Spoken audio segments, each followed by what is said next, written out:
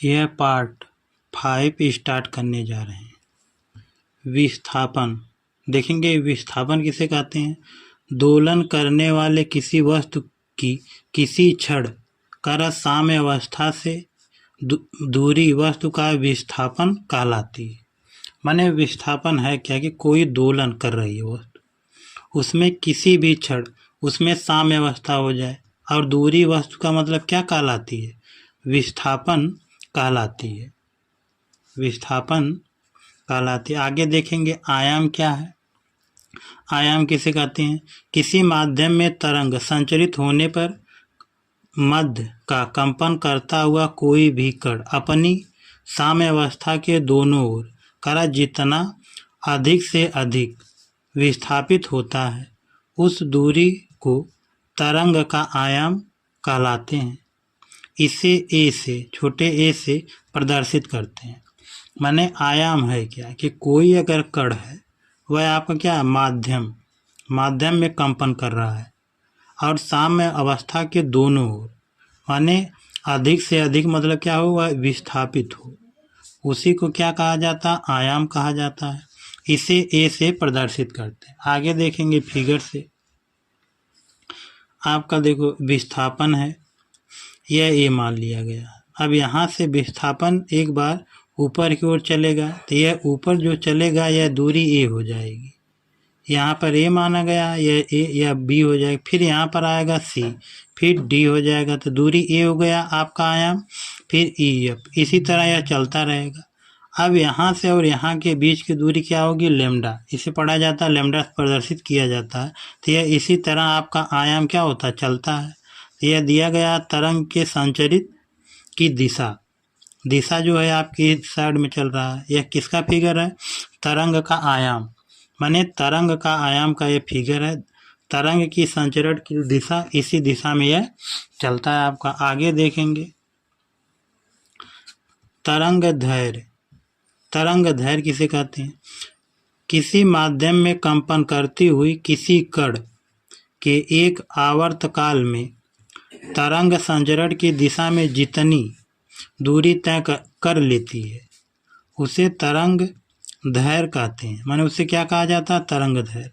माने कि यह आपका माध्यम का जो कण है चलता है, उसमें आवर्तकाल की तरंग दैर्घ्य क्या होती है? संचरित की दिशा में दूरी तक जाती है, उसी को क्या कहा जाता है? तरंग दैर्घ्य कहा जाता है।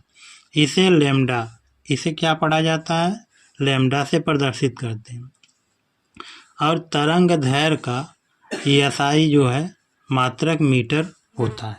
माने तरंग दैर्घ्य का एसआई मात्रक क्या होता है? मीटर होता है। आवृत्ति किसे कहते हैं? देखेंगे कि आवृत्ति कंपन करने वाले किसी कण द्वारा 1 सेकंड में किए गए कंपनों की संख्या को उस कण की आवृत्ति कहते हैं। आवृत्ति मतलब किसे कहते हैं? कि कंपन जो करता है कण वह 1 सेकंड में कंपनों की जितनी संख्या होती है उसी को क्या कहा जाता है? आवृत्ति कहते हैं। इसे एन या वी या एफ से प्रदर्शित करते हैं। चाहे एन से, चाहे वी से, चाहे एफ से इसको क्या किया जाएगा? प्रदर्शित किया जाएगा।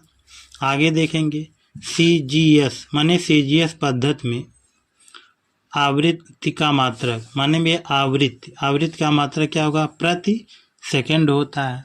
आगे देखेंगे SI या EMKS पद्धति में इसका मात्रक, मतलब आवृत्ति का मात्रक क्या होता है? हर्ट्ज होता है। क्या होता है? हर्ट्ज होता है। तो यहाँ पर देखेंगे 1 हर्ट्ज बराबर क्या होता है? 1 कंपन प्रति सेकंड होता है। तो यहाँ पर आपका आ जाएगा 1 किलो हर्ट्ज। माने 1 किलो हर्ट्ज बराबर आप कितना होता है? 1000 हर्ट्ज होता है। आगे देखेंगे आवर्तकाल। आवर्तकाल किसे कहते हैं? जानेंगे। सरल आवर्त गति करता हुआ कोई कण एक पूरे दोलन, एक कंपन में जितना समय लेता है उसे आवर्तकाल या दोलन काल कहते हैं। चाहे उसे आवर्तकाल कहा जाए, चाहे दोलन काल कहा जाए।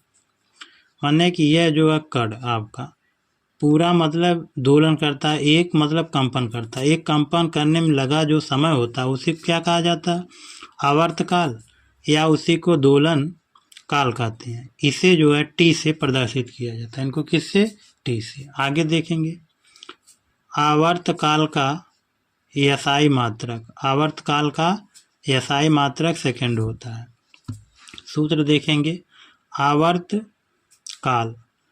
आवर्तकाल बराबर क्या होता है? 1/, आवृत्ति होती है, या इसको और क्या लिखा जा सकता है? आवृत्ति बराबर 1/, आवर्तकाल। तो सूत्र से लिखा जाएगा या n बराबर 1/, t होता है आपका। आगे देखेंगे सूत्र आवर्तकाल का t बराबर 1/n या n बराबर 1/t। तब आपका सूत्र क्या बनेगा? n गुणे t बराबर 1 होता है। तो यहाँ पर सूत्र आपका क्या बनेगा? आवृत्ति गुणे में आवर्तकाल बराबर 1 होता है। आगे देखेंगे आवृत्ति तथा आवर्तकाल का व्युत्क्रम होता है। माने आवर्तकाल, आवृत्ति और आवर्तकाल का व्युत्क्रम होता है।